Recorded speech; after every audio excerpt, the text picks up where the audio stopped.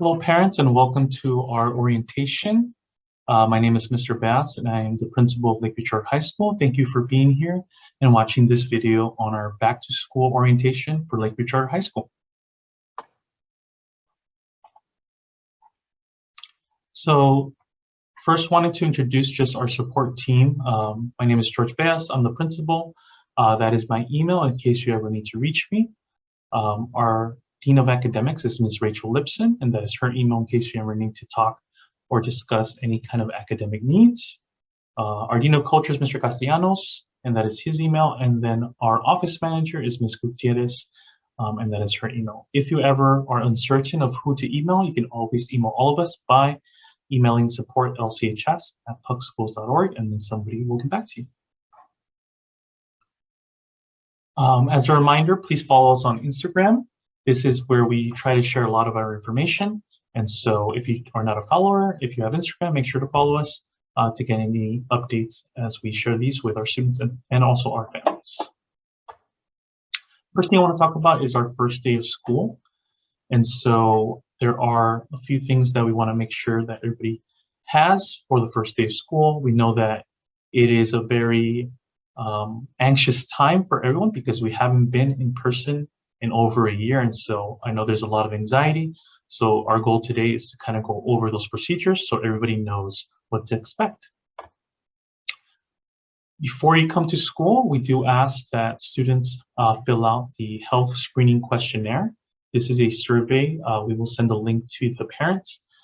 You will complete this each day. It asks questions regarding any symptoms, any exposure to COVID.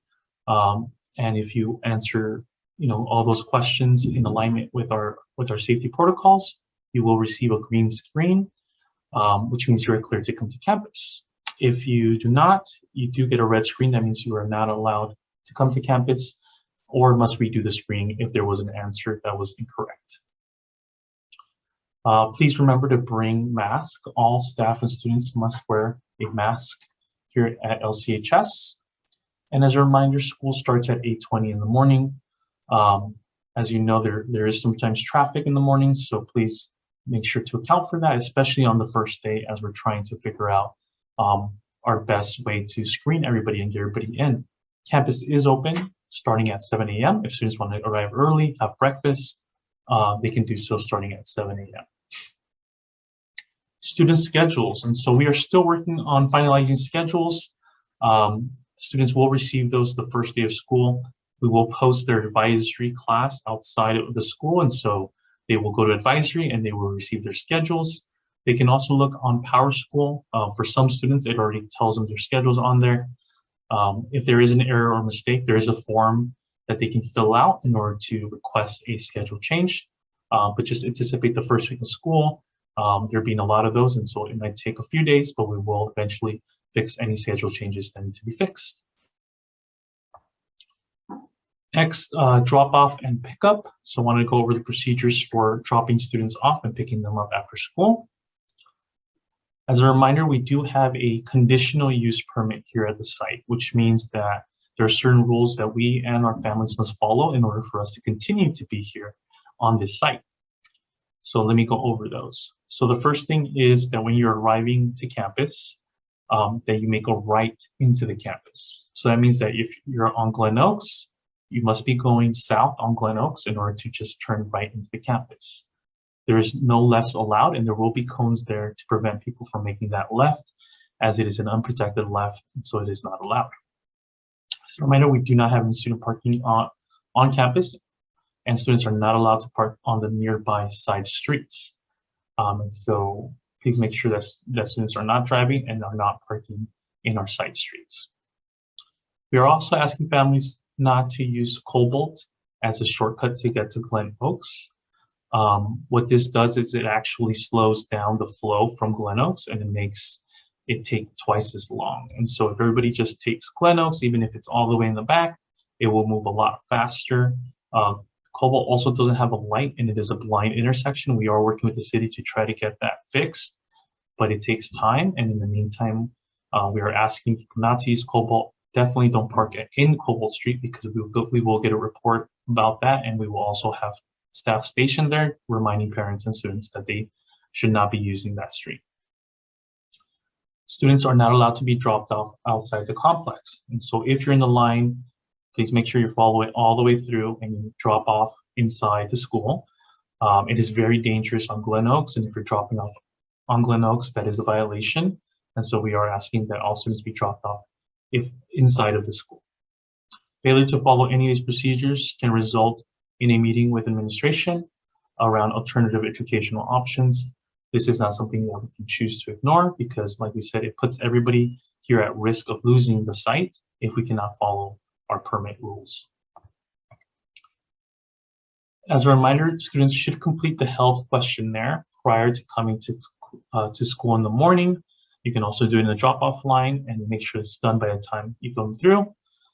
When they're being dropped off, they will show the Campus Safe the green screen, and they will have a quick temperature check and then be allowed on campus. We are asking students to either go direct to their classroom or get breakfast or wait outside until school starts.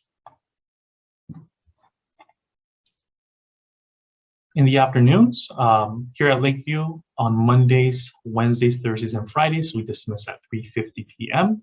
and Tuesdays we dismiss at 1:50. If the students are staying after school with Think Together, they will meet with their tutors in the courtyard for check-in. If students are going home right after school is dismissed, they will wait outside the gates for their ride or walk home. Here's some other information. So here's our bell schedule. On the left is our regular day schedule. Please note that we are starting with advisory this year. It is very important that they're here in the morning for those 10 minutes because that is when students will be picking up their laptop. We are not sharing laptops this year. We're making sure each student has their own and it will live in their advisory class. And so if they're late, that will make it very hard for them to get their laptop, which they'll need in most of their classes. So very important they're here in the morning to get their laptop. And then in the afternoon, they end their day in advisory to also drop off their laptop. Students cannot use their own personal devices because they're not allowed on the network. So if they bring in their own laptop, they won't have any internet access. They must use the school's laptop. They can also take the laptop home and they can check it out from their advisory if they need it for any homework. The schedule on the right is our early release Tuesdays, which is every Tuesday. Classes are a little bit shorter and students are out by 1:50 p.m. Our uniforms. So we do have uniforms here at LCHS. It is something that we pride ourselves in. Our students are very good at wearing their uniforms. It is in LCHS polo, which is a royal blue polo. For bottoms, we do ask for black or khaki pants. And Friday, students are allowed to wear college t-shirt or LCHS spirit gear and jeans as long as there's no torn or open pieces to that jean. For students that are in PE, mostly 9th grade, there is a blue P-shirt and black mesh shorts. Now, we do understand that there's been a little bit of a hiccup with our uniform provider, and so the first few weeks of school, if students weren't able to get those, please do not worry, still send them to school. We will give kind of, a grace period as students are able to get those uniforms. Next, I want to talk a little bit about our health and safety protocols that we're taking to make sure everyone is safe here at Lakeview. First off, please know that Puck Schools is committed to the health and safety of all our students, school staff, and families as we reopen for the school year. We will continue to partner with our partners at LA County Health Department, County of Education, the California Department of Public Health, and the Governor's Office, and the scientific community to continue to monitor the change in conditions in our county. We will continue to adjust our response throughout the year based on the most current data. So as things change, so will our plan, and we will adjust accordingly. So the three things I'm going to talk about next are first, a little bit about the science in terms of the COVID-19 spread, a little bit about our governance, who we follow, who we report to, and then lastly, what our school response will be. Okay, so first off with the science. So as we know, COVID-19 continues to be a pandemic caused, and so that's something that we're still currently dealing with. Currently, the Delta variant is more prevalent in LA and is spreading fast, both among the unvaccinated and as well as some of the vaccinated. Vaccination continues to be the recommended course for those that are eligible, so those that are 12 12 and older, health authorities are continuing to urge all to get vaccinated. And that's something also that we want to encourage our students and staff who are eligible to get vaccinated if they can. We cannot mandate vaccinations. That is something that comes from the state, not the county or the school. Okay, and also continuing to use both our daily screening, but also our weekly testing. So we do plan to continue to test all students and staff every week in order to try to minimize any exposures. And then a little bit about the governance. And so governance deals with those that are overseeing us. And so the first layer is obviously the state. And so that includes the California Governor's Office and the state superintendent. We receive a lot of guidance from them. We also follow the CDC and LA County Department of Health protocols that are shared with us. We also follow what the LA County of Education and LAUSD is recommending, and then also our Cal and OSHA for our staff. Okay, and so a little bit about our school response. We call it the PUC containment plan. This is also the more detailed plan is available on our website. It is the same for all PUC schools, but there are 4 key pieces to it. The first one is notifying the LA County Department of Health if we do have a positive case on campus. And so students are tested on the weekly. If we do have a positive case, we do report that to the LA County Department of Health. The second piece is isolating the individual or individuals. And so if they are on campus, making sure we isolate them. If they are home, making sure they know so they stay home and don't expose other students. If we do have any possible exposures, we won't be notifying the families, letting them know that, somebody may have come in contact with them that did test positive.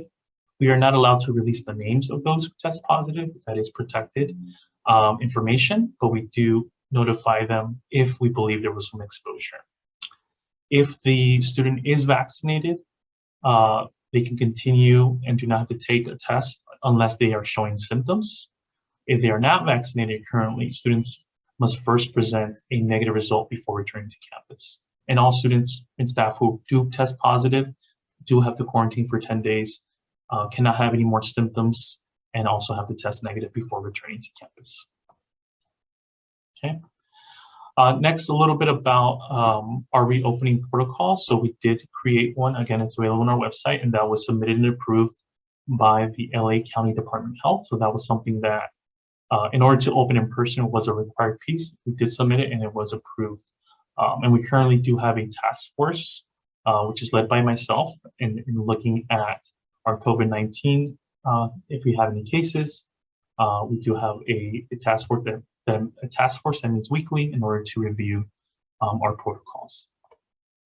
Okay, so the safety mitigation layers that we have here, and these are also again recommended by the LA County Department of Health. First is masking. So right now, all students and staff will be required to wear a mask regardless if they're indoors or outdoors. If they are eating during lunch outside, that is the only time that they can take off their mask. Second would be our hand hygiene. So we have installed hand sanitation stations all over the school. Every single classroom has one. There's also some in the hallways and some outside as well. We also installed hand washing stations all over the campus, and so students can regularly wash their hands. We continue to use our daily screenings for all students and staff, making sure that nobody has any symptoms, making sure that nobody's been exposed through those surveys. We are also testing students. Right now, the plan is to test all students and staff, both unvaccinated and vaccinated, with the hope that you receive those tests within 24 hours and we are notified of any possible cases. We also have our MERV 13 filters in our air conditioning units. So every classroom has those MERV 13 filters, which is the same ones that hospitals use, the airline uses, really continues to clean the air inside the school. And then lastly, we are practicing social distancing to the greatest extent possible. So students will be asked to, stay as far away from one another as they can. We know in some cases not always possible, but as to the greatest extent possible, they will be asked to, try to separate and try to not be so close to one another. Next is vaccination. We are encouraging all eligible students and staff to be vaccinated. Again, it is not something the school can mandate. but the state can, and it has not yet, but that is something that comes from them, not from us. Our school COVID-19 task force, again, we are dedicated to making sure we're compliant. We're reporting any cases that we have. We're reporting to families any possible exposures. And then containment plan. So making sure that if we do have a positive case on campus, we contain it and we do not expose more people to it. We continue to staff our janitorial staffing. So we do have cleaning both during the day and overnight cleaning every day to make sure that any high touch areas, everything is cleaned multiple times throughout the day. We continue to partner with the LA County Department of Health to make sure that we receive all of our guidance from them. We make sure we report any cases, and then just working together with our community, making sure that everybody communicates if there is something going on, if there's a case at home, we want to make sure that that is reported through the questionnaire. Next, I want to talk a little bit about our mental health. We know that this is a very trying time for our students as they have been away from school and also may suffer some anxiety coming back to school. Okay, and so we do have 2 layers of support for our students. First off, we are very proud to announce that we did hire a full-time clinical counselor here for Lakeview, and so in the past we relied on our interns. We still have the interns, so we will have about 5 interns that are here part-time, but we do have a full-time clinical counselor here that is starting, and we are very excited to have him on board so that he can continue to support our highest need students, or students who need regular counseling. Additionally, our school staff is being trained on a new social emotional learning curriculum. This will be done in an advisory class, and so really that whole group approach from our students and making sure that everybody gets a little bit of support and everybody's able to talk if needed to about what's going on and just any stresses that are going on. So next I want to talk a little bit about our school nutrition plan. So breakfast is served as early as 7:30 in the morning. Students can pick up from the cafeteria window. Lunch is at 12:45 and students can pick up lunch then from our lunch window. Students can also bring lunch from home. We do not allow for parents to bring in lunch after the school day starts because we are trying to minimize visitors, but also it becomes a disruption to the class if they're having to be called out to get their lunch. After school, students are dismissed at 3:50, most days except, again, Tuesday, 1:50. And we do have, if they stay for the after school program, we do offer supper for students that stay. A little bit more about our after school program. Offers 3 different components: academic, enrichment, and sports. So academic, we offer tutoring after school. Enrichment, we do have various clubs that students can participate in. And then sports with conditioning, dance, there are several options for students. Please make sure that you complete the enrollment form if you have not done so. It is a separate enrollment form for putting together, and make sure that you contact the coordinator in order to get more information. Thank you so much. I am sure that there might still be some questions after this presentation, as we can't cover everything in one.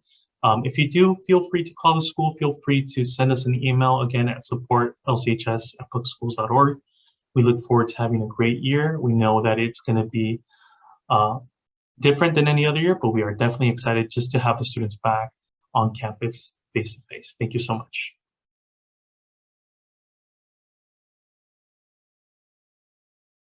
Hello, families and students. It's Mr. Bazzer, principal. I'm standing here on Cobalt and Glen Oaks to explain a little bit about our traffic expectations. Okay, so when you are coming to school, please make sure you're going south on Glen Oaks. So you should be going that way, and you will be entering the school by making a right. We ask that you use Glen Oaks. We ask that you do not use Cobalt.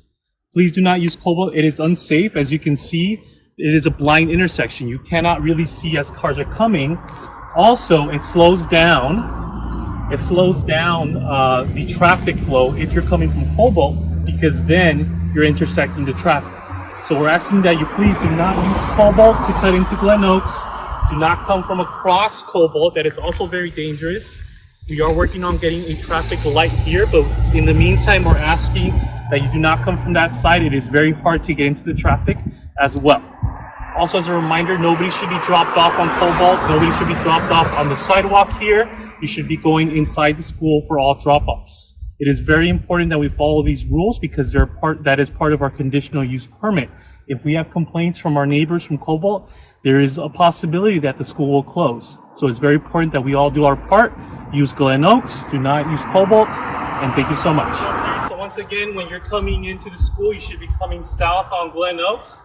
That makes you turn right into the school. Please do not be going north, because if you're coming north, you would have to make a left. That's not allowed. You cannot make a left into the school. You can only make a right into the school. So as a reminder, please remember that you must come inside the school to do the drop-off. We do not allow drop-offs on Glen Oaks, either across the street or on the street. It is a very dangerous street, so make sure that you are coming all the way into school to drop off and to pick up, and not coming and parking or dropping off outside of the school. So here we are at the exit of the school. There is a sign here that says no left turns. Please make sure you're observing that. You should not be making a left turn. That is a dangerous left turn. It also slows down the traffic. So make sure that you are only making a right to exit and not making the left turn.